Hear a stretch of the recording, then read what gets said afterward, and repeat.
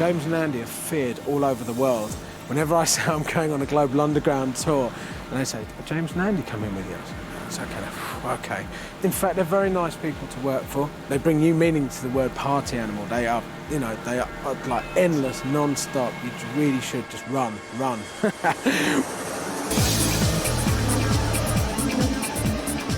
James is my best friend. He is a prophet. Global Underground and our DJs like a prophet in Hungary. They're seen very much so as a benchmark as to what a cool CD should be. Some of the guys they've got on the roster, Dave, Seaman, Nick Warren, Sasha, Digweed, really are some amazing DJs. They do have some of the best talent in the world. It's a double act, and one does all the business side of their company, and the other person's, I suppose, more creative. It's almost like you get past the clowning around, and you actually see that there's two very, very sussed out, quite smart business guys behind all that. It's a world stage for some of the DJs to do kind of what they really do, and it's taking everything away from, I think, what everyone calls Crap Mix 2000 CDs. They've been very clever because their CDs are worldwide. It's not just like another UK compilation.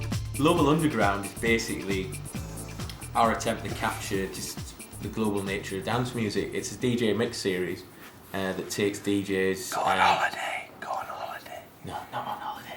So it's a DJ mix series that takes DJs all over the world. Yeah, I mean, when we first started out, we're selling like, I don't know, we lucky sell 10 or 20,000 copies of an album, but things have moved on so much in the last 3 or 4 years that, for instance, say Paul Oakenfold New York albums, it's sold in excess of 150,000 worldwide. Sasha Ibiza's hot on his heels with 120 odd. So things have definitely moved on. We've earned quite a bit of money, not a huge amount of money. We're not millionaires or anything.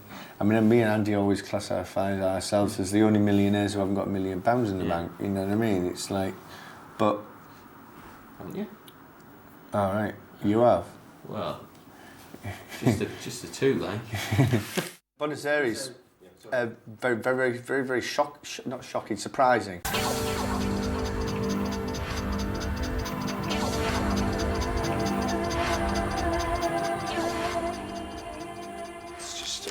Okay, so just about for the Sasha album, the track listing, so which is interesting, me. I don't mind if that's for the world. If they're going to clear that track for £5 for the world, it's not a problem, but in paying that for the UK, it's a piss take. Because we travel so much, we're always dotting around all over the place. I mean, we've always got a laptop with us to pick emails and artwork and stuff like that. Just get used to being on the road and running the business that way. We've got a good bunch of lads, that's important. We're in Buenos Aires. We're here to do the next Global Underground album with DJ Dave Seaman. Got in late last night, went out, had a meal, got really drunk. Got in very late this morning. Suffering horrendous hangovers. But Martin the promoter's gone missing. Yep. But we're in South America and it beats Newcastle any day of the week. The women are very gorgeous, intelligent. Very intelligent, wonderful personalities. Can't understand a word they say. Which is probably good. They look great anyway, so that's good. Which is more than you do. The food's meat, more meat, which is absolutely fantastic. But unfortunately, I'm a vegetarian. So far, the salads have been salads, I suppose. Yeah, it's very European, Buenos Aires. Yeah, very European. A lot less South American than I Probably see it looks a bit like Madrid. We're going to go in here for a bevy, if you want to follow us. If you want to join us, you can. But then again, you're probably not paid, so see you later, lad. Pretty embarrassing, really, isn't it? That British people just are particularly lazy with languages and stuff like that, really. Having said that, we always get by, don't you? Yeah. Bevy means bevy in any language, doesn't it? Yeah. I love that thing of like, it's, the music's great, it's great going party, but it's just, you just meet the most crazy people, and you just have, for this one moment in time, which is like, in essence of like, you're some club, it's like, you're never going to meet them again, you're never going to see them again, but for like, you've got a brand new best friend for the evening, and it's like, you're there and you have a good laugh tonight, that's what it's all about. Got shown around by Christian and this Brazilian guy called Enrique, who went to the main square where they have all these monuments and stuff to a lot of the atrocities that went on in the past. We're in Plaza de Mayo, okay? Yeah. That's the main square of the city. Yeah. And here is the symbol of the Madres de Plaza de Mayo. It's a group of mothers that lost their sons during the military government here in the 70s. Okay? All right. Yeah. Is it the symbol? Is this like a scarf? The scarf, yes. And there you can see this the lost people is painted in the floor. Really? That's the meaning of this drawing. Is that why they're a silhouette? Yeah. So that. So how many people were lost then? I don't know exactly, but it's around 30,000 people. It's a lot of. It's actually quite poignant with the thing that's going on with Pinochet in the UK at the minute. The youth of Argentina for I don't know how many years it was, just disappeared. I suppose probably fundamentally people like us, if we'd been Argentinian, probably wouldn't have been here. You know, at that time, the thing is that we don't know almost anything of what was happening. You know, everything was hidden. The war was 1982. The war was really a mistake in all terms. So the memories, you know, it's tough to think in that time because it's dark and sad. Bearing in mind all the hassles that obviously went on with the with the Falkland Islands. You know, you didn't know exactly how the British were going to be accepted in Argentina. In terms of Argentina perception about British, I can give you an example. You probably are going to see in the crowd people dancing, and don't get surprised if you find a British flag. We always make an effort to try and see different parts of the city and away from dance music, you know what I mean? So we went to the Boca. This is obviously the home of like Maradona, and it's on the docks. It's a slum area, which shows slight signs of a tourist rejuvenation in the very centre, but still around the outskirts it's hardcore, you know what I mean? Photography, and we pulled up and there were these kids playing football on this basically bit of waste ground, you know. So Dean dives out, does his usual, not a problem, dives out. Well, that's not absolutely true. What happened was, we're in the back of this van, and I'm saying to Dean, stay in the van. No, it's all right, I'll go out. They're all right, honestly. So Dean gets out of the van, and they'd all stopped playing football while Dean was taking photographs because apparently Dean thought they liked him. When in fact they were all mustering themselves up to steal all his camera equipment and kick tourists. Yeah, apparently the translation was, let's mug the students and kick the shit out of it. That's all right. It was all right. It's all right. No one's got killed, but okay.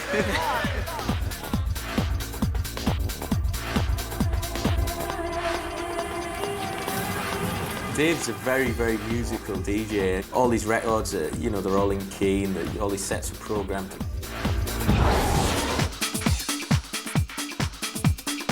There's a lot of expectation.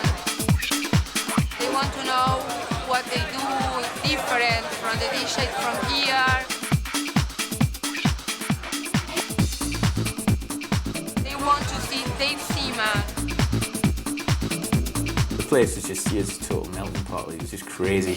There's a guy called David Lorimer who used to run the Pink Gin mobile discotheque in Leeds, and I just thought, fantastic, he's getting paid lots of money to play his favourite records and he's getting loads of girls as well. What a job.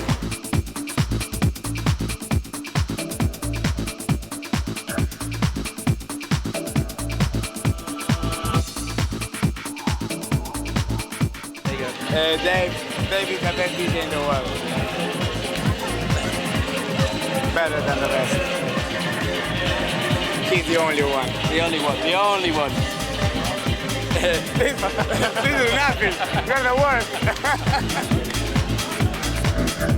8:30 in the morning. We're totally do-lally. We're having a bit of a poo-na-na, bit of a rah-rah-rah, and we're feeling pretty... Spunky. Spunky. Yeah, Spunky's done good. Spunky did good. Left a bit of a stain on the dance floor, but he done good. And what's your name? Magna. I've personally heard, and I don't really condone it, in fact it makes my stomach turn, it's sex, drugs, rock and roll, and a bit of like lewd behaviour.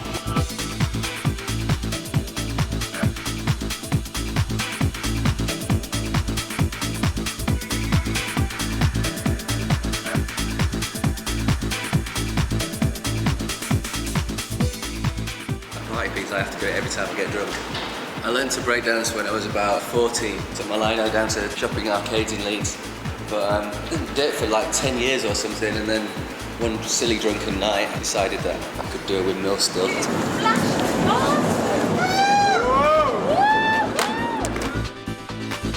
halfway around the world and get that kind of reaction is brilliant. Get two girls unfolding the Union Jack. I was in the olive branch outlet. You see things on the news back in England about, you know, when Prince Charles came here and they were burning British flags and stuff. Well, it doesn't happen in dance music. They get the flag out and wave it for you.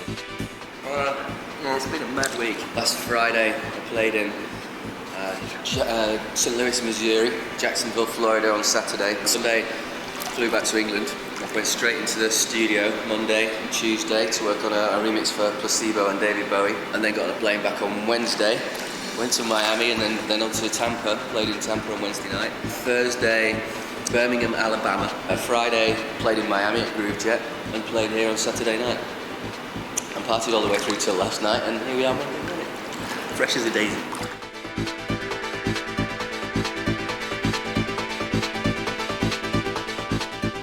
What Dave's been really, really clever at is basically taking what he knows about dance music, adding it to major label artists and giving them, you know, oodles of credibility. Janet Jackson and Michael Jackson and David Bowie and New Order and Seal and the brand new Heavies. I never thought, you know, 20 years ago when I started DJing, I was getting £2.50 at these clubs, that being a swimming pool in Buenos Aires, getting paid lots of money to fly around the world and do it. You can come halfway around the world to Buenos Aires, Argentina, and it might as well be Manchester. Thank God for indoor pools.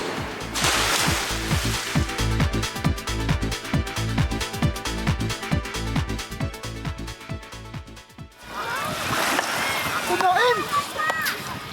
This takers, they've got us. Hello, it's me. Why is no one answering the phone? I'm working hard here. Ibiza wouldn't have been our first choice to do an album with, but Sasha was playing a residency last summer at a club called Space, which is probably the best club in the world. It was almost a little bit of a challenge, really, to see if we could pull something off from Ibiza. It seems as it now been a bit of a cheesy haven for like 18 to 30s, and it's been proved that this club at Space is the best club on the island, if not the best club in the world. And there is still an underground dance scene there, and that's obviously what we were there for. James. Oh, yeah, why is no one in the office, mate? All right, yeah, good answer. Hey, Tom, it's Saturday, isn't it?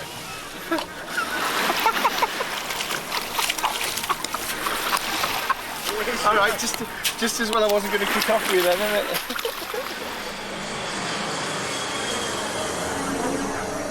Sasha within the dance music industry is a legend.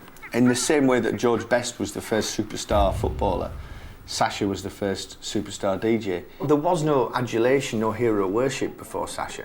DJs were DJs, they just played records. It wasn't like considered an art form. It wasn't even considered musical. It was just considered what you needed. You really need someone to do that. The same way you'd need someone to serve drinks. Yeah. And Sasha changed all that. The way that you can play a record is as important, if not more important, than the record you're actually playing. Charles Bukowski is keeping me company on the road at the moment. He's like this low-life writer and full-time alcoholic and poet and Casanova, and I think as a role model he's terrible, but he absolutely cracks me up, so he's been keeping me company. This is Steph, she's my PR agent from New York. I've just flown over because I've been talking about Ibiza for like 3 years since I met Stephanie, so I thought the opening of Space would be a good time to bring Steph out and give her a taste of it. This is where Pepe has let me stay for the week. In between five, he's one of the best of the world. Pepe is the owner of Space. He's very generously let me stay in his pad for the week, which is fantastic, really. I think they've just finished it, and it's absolutely, I mean, as you can see, it's stunning. Nicest place I've ever stayed at in Ibiza. When I see him playing, it seems that he's connected to the turntables through the people, flowing the energy to them, in contact with the people and without losing 1 second of energy contact together, people and him together. He's there, block.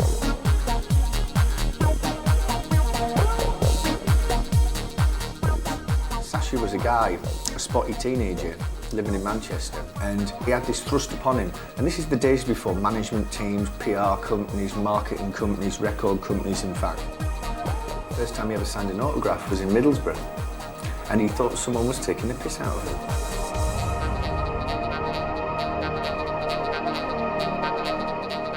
Finished the DJ set at Mambo. I tried to do my Ibiza vibe. It was a bit difficult though, because when I came out to Ibiza, I thought I'd be just playing in space, so I bought the most banging records in my collection. So I tried to pull out a few things with guitars. It seemed to work all right. It would be very easy for me to get on the decks and play a load of huge records that people knew to get a reaction out of a crowd. The buzz that I kind of get out of it, and the kind of thing that keeps driving me, it's about layering sounds and building energy up in the music. And once you've actually got to the point where you've got this energy built up in the club, you can pretty much play a brand new record that was just finished yesterday that no one's ever heard before, and they'll go crazy for it if it's a good record. I spent my whole life travelling. Australia, Singapore, Hong Kong, the most remote places on earth. As soon as you mention your name at Virgin Atlantic, so you get upgraded. You're first in line for a massage when you get on the plane. In general, when you walk down the street, it's not like you've got sun reporters in your bins and you've got any kind of the trappings and the horribleness that goes with having that rock star lifestyle. And I'd hate that. I'd hate to have my personal life sort of, you know, printed in the magazines every week or in the newspapers. But you know, it seems like I have all the good bits out of that kind of lifestyle without actually having to deal with all the horrible bits. It's like, it's brilliant. The amount of lunatics that come up to him asking him to do whatever, I mean, it would drive you insane. But he's got a wall, his wonder wall or whatever you want to call it. He's got a barrier between him. He's very much polite, the consummate professional nowadays. Sasha was invited to play at the Mayor of San Antonio's private party. Which sounded good at the time. Which sounded good at the time. However, on arrival at the venue, which is a new club called Eden, which we thought sounded quite swanky. This night. We came around the corner only to discover it's the famous Star Club.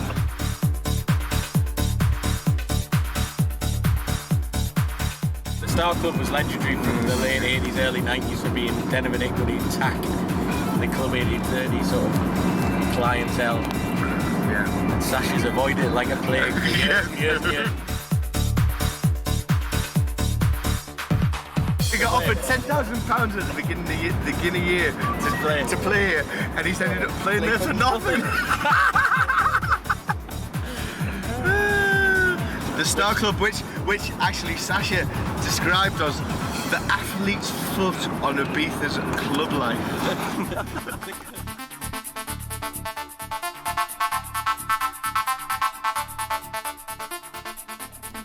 Here he is, the peak of his career, remix Madonna, Chemical Brothers, blah blah, flies into Ibiza to play at the Star Club. Oh dear.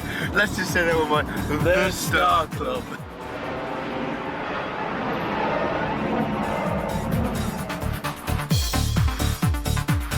Traditionally, the opening parties and the closing parties are very special days. So when you couple that with space and the albums and all the other things that were going on, like the film crew and stuff like that, it just created this cocktail of excitement.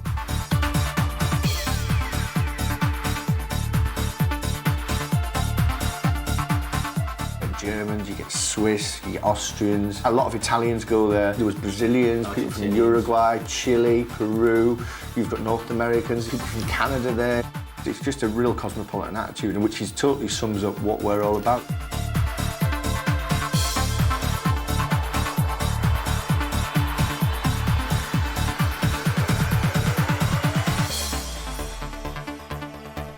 It's almost like Twin Peaks, you know, and there's a real David Lynch sort of aspect to it. You're thinking, what the hell is going on here? I mean, who, for Christ's sake, builds a terrace to a nightclub? You'd still call it a nightclub, but it's not open on a night.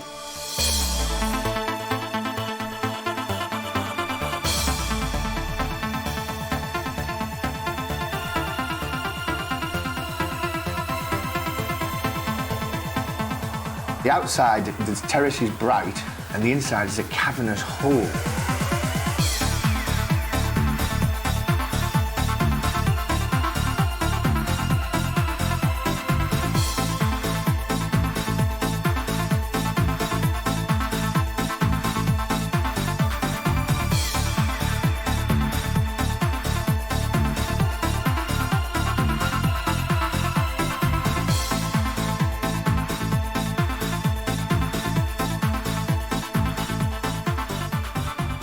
collected a whole host of different people from all over the world and did vox pops with them. Asked them why we're there, why space was so special. We included this all in a booklet with photographs of them and did photo sessions on the roof and put it all together in this limited edition booklet. And it was our attempt to actually, a snapshot in time, to capture that and just reflect the sort of people that were there. If there could be one club in the world that sums up the global underground ethos, that club would be it. The first time we went to Budapest, we went with Nick Warren to do his third album for us, and we didn't know what to expect. Because Nick had played there about a year before, and he said, you know, next album I've got to do it in Budapest. And I've never seen Nick as animated. Juiced Can't about believe something. this club, it's just, well, what? Yeah, do you know what I mean? You haven't got a clue what you're talking about, Nick. It really reaffirmed a certain belief in us, in what we originally started off doing. So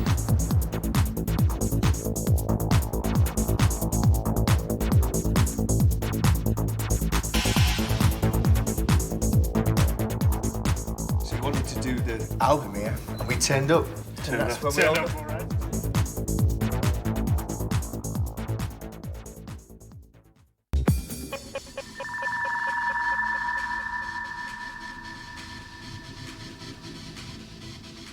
Time to call this.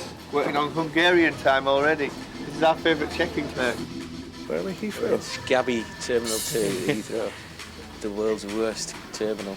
And we're on our way to Hungary, Budapest. to our club, which we do with Bila over there. It's going to be the first night of our new series, New Breed, Anthony Papa. So the small boy from Australia is going over to the big city in Hungary. And let's see how he does. First time we went to Hungary was about a year ago with Nick Warren to do his Budapest album. We had such a wicked weekend, such a crazy weekend, parties non-stop. Been going back there once a month to run a club with Bela, who now works for us, doing all the international tours and coordination. So it's a bit of a weird one really, but it works. Anthony Papa's secret, Dead Sea Crystal. Gig like? Excellent. Israel, Tel Aviv. Really, really good last night. Really, really good. We've been trying to get in touch with you. What's going on with your foot? Well, it's not the foot. What's that? Well, it is the foot. Pancake not playing it. All right, then. I'll call you back later. All right.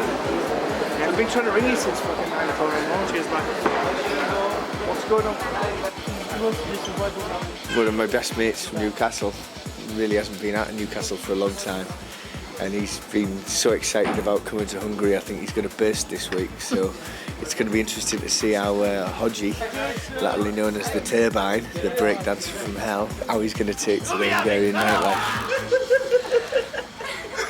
So what are you going to do then? Use every one of them! Right, Jim, just a weekend of serious debauchery. Absolutely. Serious debauchery.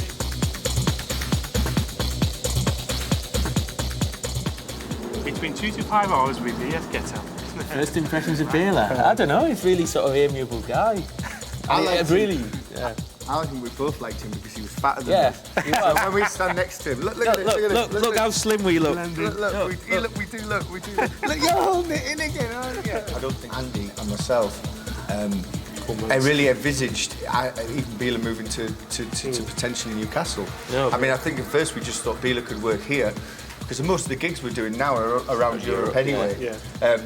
But I mean, when Bela said he wanted to move there, that was even better because I mean, the big thing about our office is, as no doubt you're going to find out, it's a bunch of idiots, really. He's an adopted Geordie now. I mean, very similar sense of humour to us, very dry. So he's half Geordie and we're half Hungarian, apparently. Don't know which half exactly it is. Look at us, those girls the last time.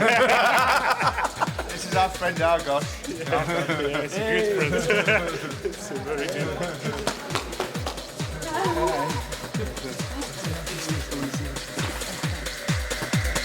It's a proper communist sort of pub, bar, restaurant, and it's a bit thick. There's so many little details which was dead important. And the red telephone there is one of the most important things. My dad had one of the red telephones at his office as well. The red telephone was the symbol of the communist leaders, because they had all these red telephones in between them. So if your boss wanted to speak to you, he just picked up the red telephone, and that's automatically rung in your room. Christina, my wife. When both of them came over, it was just so different to anybody else that had been over. They were totally different. It's quite interesting to be the only woman and to be respected as well. And they do treat me differently. I mean, I have been told that, you know, I'm a girl with bollocks. Originally, I'm from southeast London, and the reason I got to Hungary was because of Baylor. Are you at the Danny Tenagula party? Well, I think if it's that sort of thing, then you just get a local photographer to do it. Rather than fly Dino, which is going to cost a fucking fortune. Do you get what I'm saying? Yeah, I get what you're saying. Yeah. Do you think it's a good idea? I think it's okay, yeah. Can you come up with a better idea? No, mate, I haven't thought about it. Well, I have. I think I'm going to be playing for about 7 hours because there was another DJ, but apparently the DJ hasn't turned up, so the whole night's up to me now. I'm going to kind of take it easy over 7 hours and build it slow and funky, build it up to the more progressive kind of techie kind of trance, and then, you know, some techno, some break beats thrown in. It's just going to be like a big soundscape over 6 hours.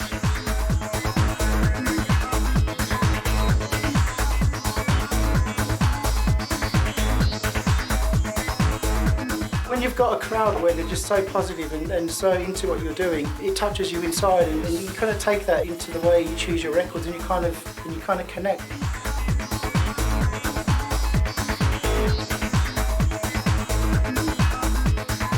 Come here always? Yes, yeah. always. Okay. Always the best. Anthony Papa? It's very What good do you think? people. Very good. Very good people. How good? It's very nice people. Pitsy or? Nagyon. Very, very, very, very, very good. Yeah.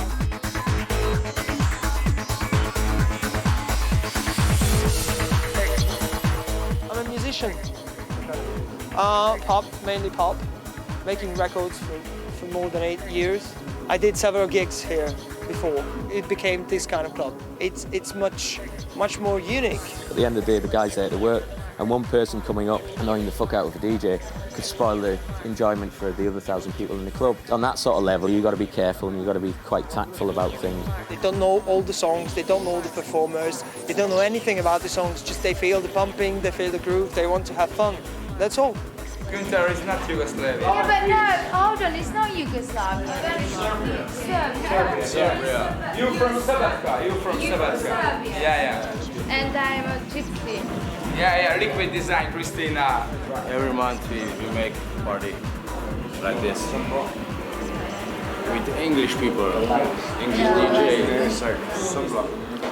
There, here's James from Global Underground.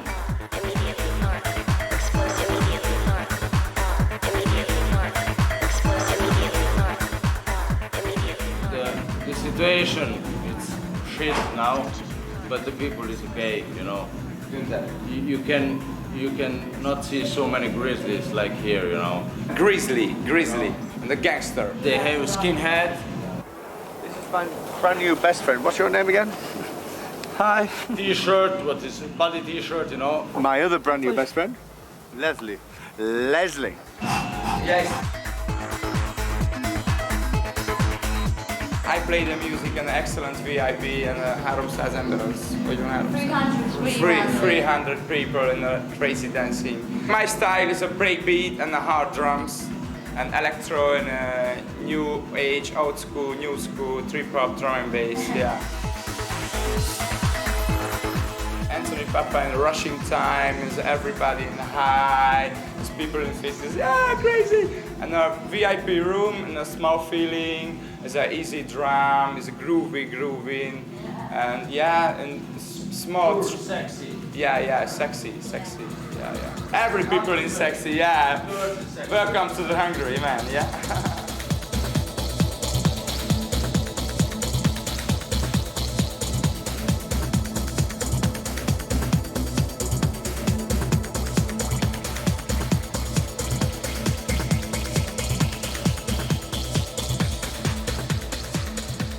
I'd be quite happy for a good 20 years, maybe. Just keep it going. Because I haven't seen one unfit bird in there, mate. They're all working hours. And you as a punter, what do you reckon?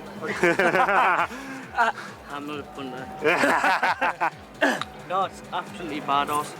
Oh, your little brother. Little brother, I understand the picture. I understand the picture. Yeah, I do. Come on, hey. Really good gig.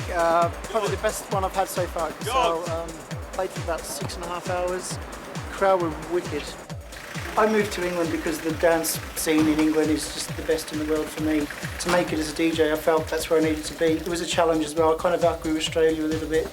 We're back in Budapest now, checking into another hotel, and I'm not sure how long I'm going to be here for, but I've got to get to Helsinki tonight.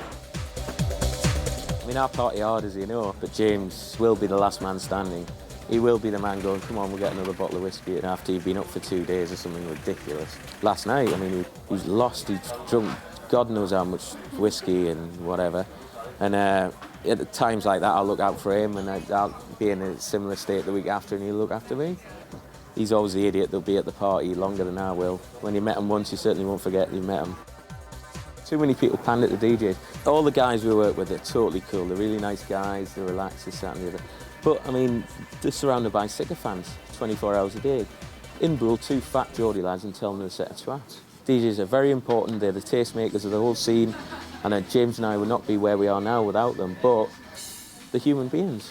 So let's not put them on a pedestal. I had a relationship for like 3.5 years, and it just came to a head of the travelling and stuff like that. It's just not fair on the girl. And like ever since then, it's just been a succession of, I don't know, one-night stands or whatever you want to call it. And it is very, very difficult, the fact that we've got such close friends, and when we are in Newcastle, we go out with our mates. And there's not that many people, A, I would inflict it on, or B, would put up with the way we go on. I mean, who needs a boyfriend you're going to see once a month? It's just like, it's a joke, you know what I mean? This has been the bane and the end of every relationship I've ever had. Because basically, and don't get me wrong, we have all in the past probably been Mr. Untrustworthy, double-dealing, backstabbing, untrustworthy, whatever. And like every girlfriend I've ever had says the same thing. Wait a minute, you must think I'm stupid. The lads in the back of this car, what? Oh my God. Pretty cool, huh? One day I'll find, or James will find somebody that's happy to not put up with, but accept the way we are. That, you know, half the week when we're back, we're going to want to go out with our mates. We're not going to want to spend 5 nights a week with said girlfriend. But there's girls like that are very few and far between, and I mean, I don't think James or myself have ever found somebody that's prepared to accept that.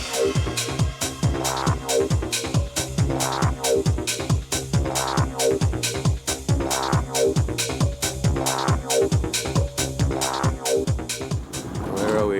We're on the way to the bath, Gallet Bath, which is famous thermal baths in Budapest.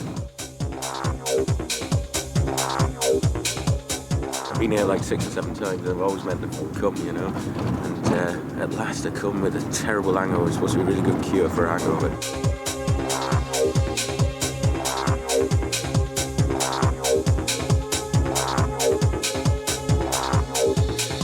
It's always nice to get out and about and see people and do different things and do the sort of touristy stuff. So a lot of the places we go to, we probably not get a chance to go back for 2 or 3 years or something like that.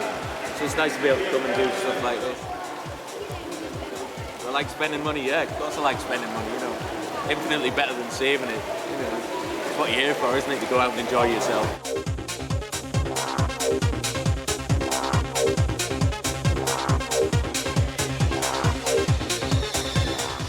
You were going to sleep last time, I suppose, Yeah, fucking I got in there and then fucking got woken up. Ended up going to the office, come back here. Why go to the office? Just went to the office, like, fucking I don't know. Thanks for ringing us then. Well, I did.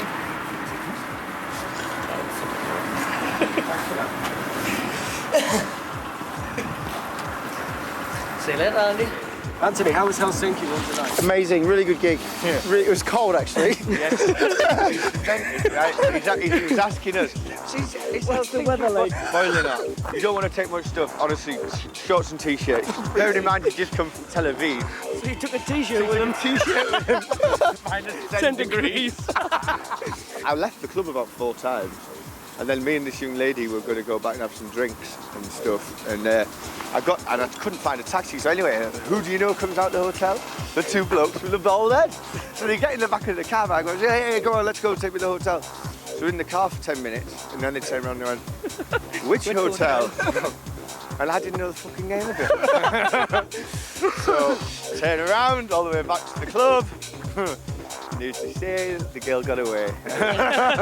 Scot-free. But don't worry, I could still find the blokes with the bald heads.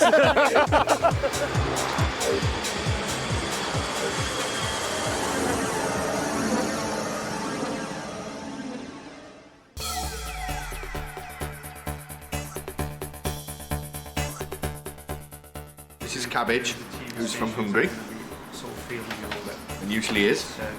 I'm going with 7 to San Francisco this Monday and then go to Mexico City. Soon after that, we're all going to go to South Africa. This is Blinky, who's blind. I deal with royalty accounting, ordering CDs, and also do a few bits and bobs of DJing, and also anything that those two want us to do.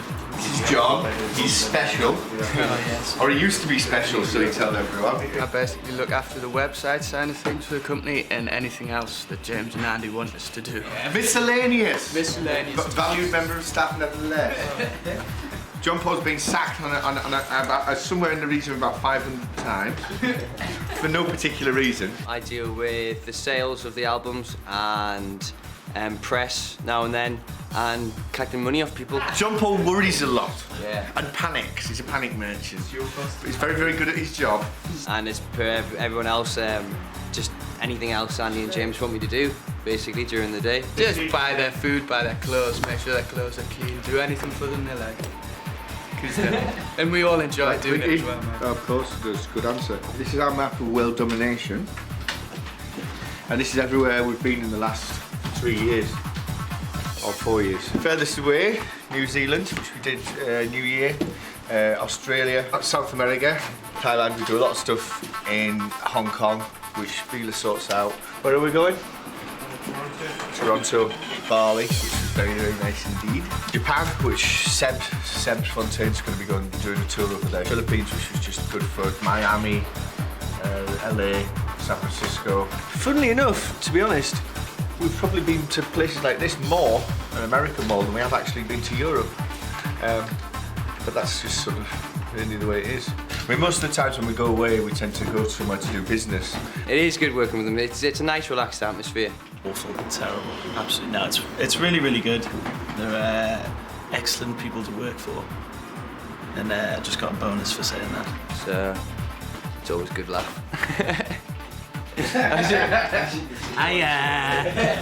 You just have to know them to know it'll be crazy. Simple as that, really.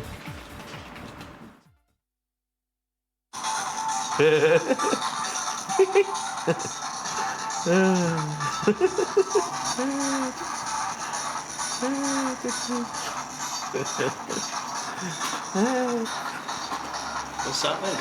It's me home videos from Uruguay, mate. Just what a fatty making a fucking idiot of himself. Look at that fucking idiot there. I've been asking Darren Emerson to work with us for 10 years. Emerald, yeah. Well, that was a really strange thing, going out with somebody that answers to the name Emerald. Uruguay was weird, for those who don't know. It's the next country. It's above Argentina. Below. You know. No, it's above. It's below. It's above. It's below. James, it's above Argentina, you prat. What? It's between Argentina and Brazil. Don't film me, right? So anyway, Uruguay was a bit weird, because obviously we've been to... I'm going to check up on this. We've got a sponsorship meeting tomorrow about a sponsorship deal for next year. We've got a meeting with Home tomorrow night. We've got Bedrock on Thursday night. A couple of our artists are flying in from Holland to do that. Packer and Frederick. Got Fabric on Friday night. Got a whole host of other stuff that I've forgotten because I haven't got my diary in front of me. But yeah, we've got a pretty busy week. We're down for 4 or 5 days. Where are we going? We are going to Funky Camden, mates. Yeah, it's a photo shoot for Crossfade magazine, which we're doing with Darren Emerson. We're going to do that through till about 4 o'clock then. Yep. And we've got Israeli TV. Crossfade is like a DJ-based magazine. So it's going to come out sort of late March, which is going to be about 3 weeks before release. cover, which is always good. So it's going to be on, you know, newsstands all over the place. It's good. First cover we've ever done, so no doubt it'll be the last one as well. But yeah, I think it's a really important sort of time for Darren. And I think, although he's obviously very excited about it, he also feels, I think he's feeling a little bit of pressure. But it only probably bit he's putting on himself because he feels so excited about the project. As much as you try and hype them up to do it and trying to keep them excited about it, it's really important that you don't let the DJ paranoia set in and that they start thinking about things too much and that they just let, like when they're in the club, they just play records that flow. They're a pain in the arse, these mixes, actually. Hard work. It sounds really easy. You're going to do it, yeah, no problem. And then you start getting into it, go a bit deeper, then you start getting all these records and you like that one, you like this one. By the end of it, you've got so many, you've got to sort of try and wangle it down a little bit. I really like DJing when you're touring around, you know, when you're sort of your own boss. But then again, if I weren't doing Underworld, I'd really miss that. With Underworld, it was very sort of DJ mixed to musicians. Yeah. You know, and I didn't really know much, but I wanted to learn, of course, you know, because you get to a stage where you're DJing and you feel like you can mix really well, you know how to do all that, and you're being quite successful, you know, you're doing quite well, you're working up the ladder, and the next thing you do want to do is sort of start producing. It's all gone cooked up, Paul. Yeah, we're getting on the case, right? But before the bike sets off, ring me because we might have moved. But I think an hour should be That's no way to talk about your girlfriend. See you, mate. Andy, that's below the belt, which is more than you've got. Anything below the belt. You know what I mean? Like being on the Titanic, being in business with us. Once it's set off, that's you fucked. You're going down whether you like it or not. There's one bit I don't like about it, it's the travelling. Because it's tiring. Just sitting about all day, doing nothing, watching TV and that. You start getting really fat. Because you're drinking beer and loads What's the matter? Here he goes again. Oh, did you do that? What's that word? Fuck me, that's a Arafat. What do you mean Arafat? You want to get a Mac, they're a lot better. Want to get a Mac, do it? Don't believe any of this clown rubbish. They're really very smart. God, your ass stinks. Yeah, so does his mixing, mate.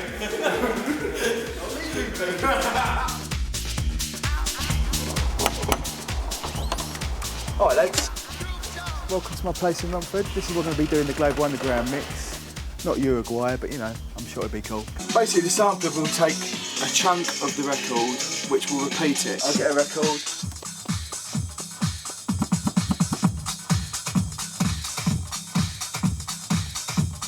This is the track I was just playing you. What I'm going to do now, I can go on this one.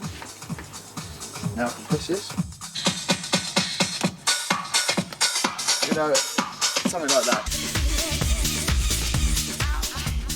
I'm Paul, Cheeky Paul, sometimes. I'm in the studio, this is where I work. We're going to record Darren, but Darren's been very busy all day doing interviews and stuff, so we're still waiting to start. Some of the ideas I've put down, you know, gave me ideas to sort of do what we're doing now. I'm trying to find records that are sort of doing the same sort of thing.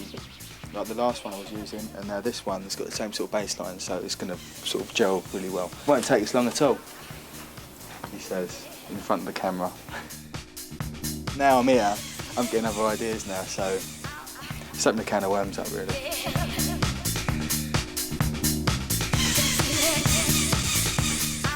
We just come out of the car, and now we're going into the embassy rooms, which is in Islington. Which is a licensed victualler's place of worship, and we're going to go in there. Cockney Central. And we're going to go in there and have a beverage. We do okay, you know, financially and this, that, and the other. My mum still says to me, you know, I caught her the other day, she says, so like, things are good out here, when are you going to get a proper job? My name is Adisha Bhatt from the First DJ magazine in Israel. Just interviewed the guys from the box, and it was very nice because in Israel everybody listens to the Global Underground series. My mum comes out to watch Underworld. Does she? Oh, get away! Oh yeah, a few times. My mum and dad are like that on the side of the stage. The DJs in Israel are trying to be much alike and trying using the sounds from the Global series, which is really very nice. And having Global's parties in Allenby 58 in Tel Aviv is a real huge, massive parties. First time I met him, I just couldn't believe that two people like them could achieve what they've done and how they did it. When I was going out with this girl, it would always end up the situation of like arguing because it's like, I've got to go to work tonight. And he's like, well, what, you mean like going out and drinking and listening to music and talking to people is work? I'm like, yeah. And it's like, but that's the truth. I mean, obviously there's other things that go on it as well, but it's a very strange sort of like twilight zone that everybody works in. I've heard some stories about them, but I guess now it's not the time.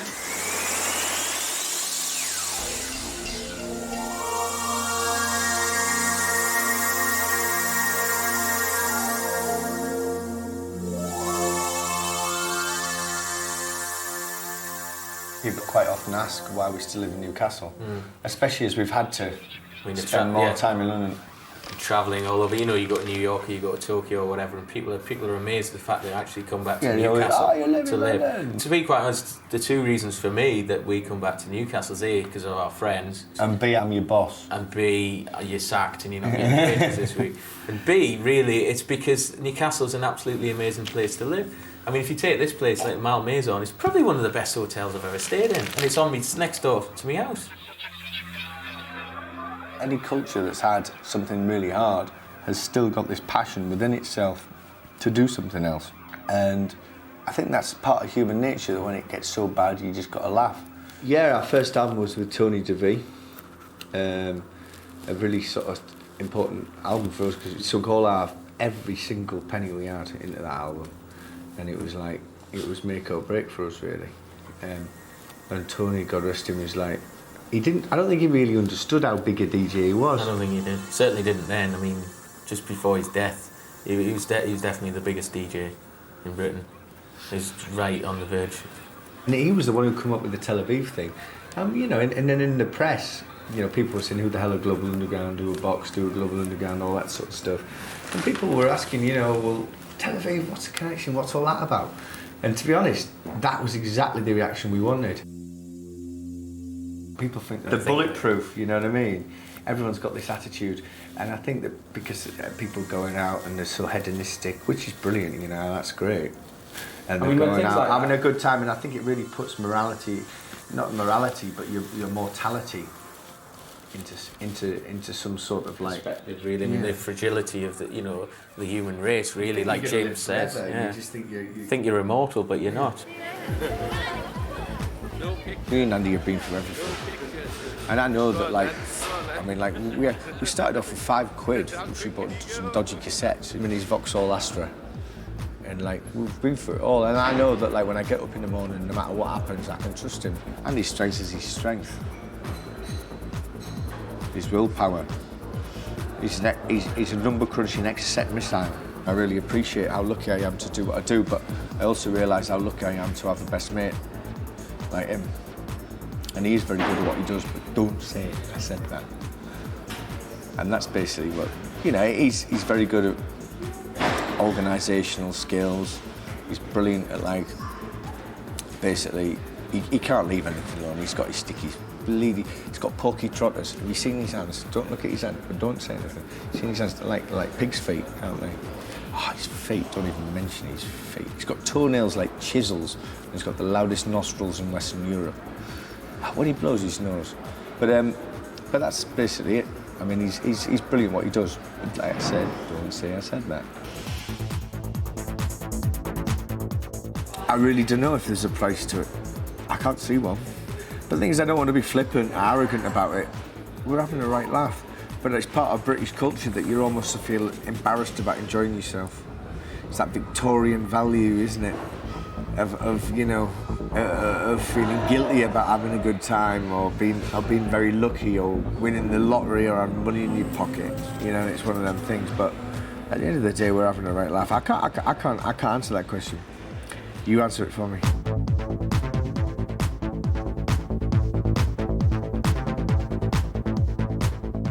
A couple of years ago, somebody pulled me in a club just after we got Sasha to do the first album. He came up, industry bod, you know, head of major record company, said, "You guys aren't as stupid as you look." And then we just turned around and went, "Yes, we are." Can you edit that bit out? paying for it. I'm the Prince of Darkness. Nice to meet you. Yeah, right? Yeah. Tour management day and night. Every week, ding, ding, ding, ding, ding. Chocolate Todd, there he is! AKA the Predator. I'm not having this shit. I can't believe you said that.